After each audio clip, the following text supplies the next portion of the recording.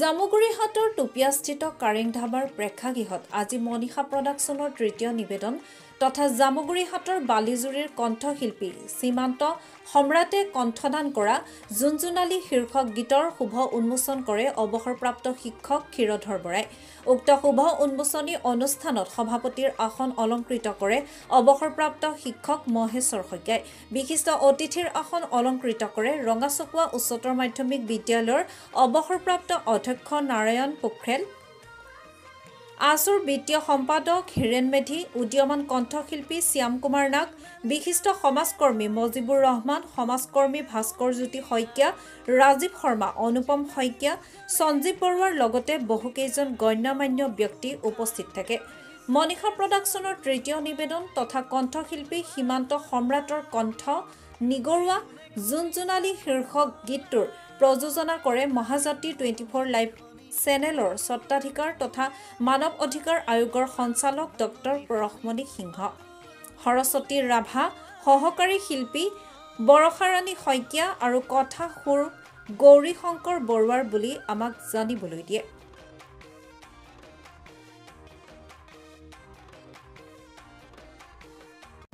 মই অতি সুখী হৈছোঁ।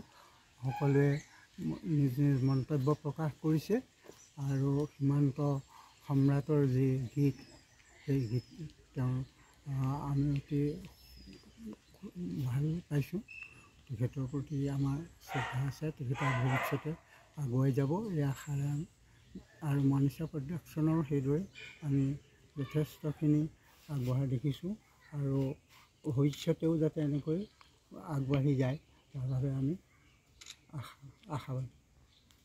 আজি মনীষা প্ৰডাকশ্যনৰ তৃতীয় নিবেদন জুনজুনালী সীমান্ত সম্ৰাটৰ কণ্ঠত আজি শুভ মুক্তি হয়। এই মুক্তিক্ষণত মই এইটোকে ক'ব বিচাৰিছোঁ যে এই গীতটো যেন অসমৰ ৰাইজে আঁকোৱালি লয়, আশীৰ্বাদ দি আমাক যেন আগবঢ়াই যোৱাত সহায় কৰে। অনাগত দিনত মনীষা প্ৰডাকশ্যনৰ দ্বাৰা কিবা যোগাত্মক পদক্ষেপ আপোনালোকে ল'ব নেকি? নিশ্চয় ল'ম। আমি সেই ৰাইজৰ আশীৰ্বাদ বিচাৰিছোঁ। হয়, আমি আৰু কাম কৰি যাম। মনীষা প্ৰডাকশ্যনৰ তৃতীয় নিবেদন মই গাবলৈ প্ৰয়াস কৰিছোঁ। সংগীত কৰিছে গৌৰী শংকৰ বৰুৱা আৰু কথা গৌৰী শংকৰ বৰুৱা। তাৰপিছত পাতিৰভাৰ কথা অংশ মই সংগ্ৰহ কৰিছোঁ। গীতটো ৰাভা জনগোষ্ঠীয় অলপ হেৰি আছে, ফক আছে, ফিউজন কৰিছোঁ অসমীয়াৰ লগত জড়িত কৰিবলৈ। বিহু খুৰীয়া নতুনত্ব এটা কিবা কৰিবলৈ চেষ্টা কৰিলোঁ। বাকী ৰাইজে শুনিব, এটা প্ৰচেষ্টা, আপোনালোকে শুনিব, মৰম দিব, আশীৰ্বাদ কৰিব। মানে আগতে মনীষা প্ৰডাকশ্যন প্ৰথম লঞ্চ কৰোঁতে মই মনীষা টাইটেল চংটো কৰিছিলোঁ আৰু তেনেকৈ মোক আগতে মোৰ নিজৰ প্ৰডাকশ্যনৰ গীত আছে, বহুতকেইটা গান কৰা হৈছে আৰু সেইটোৱে।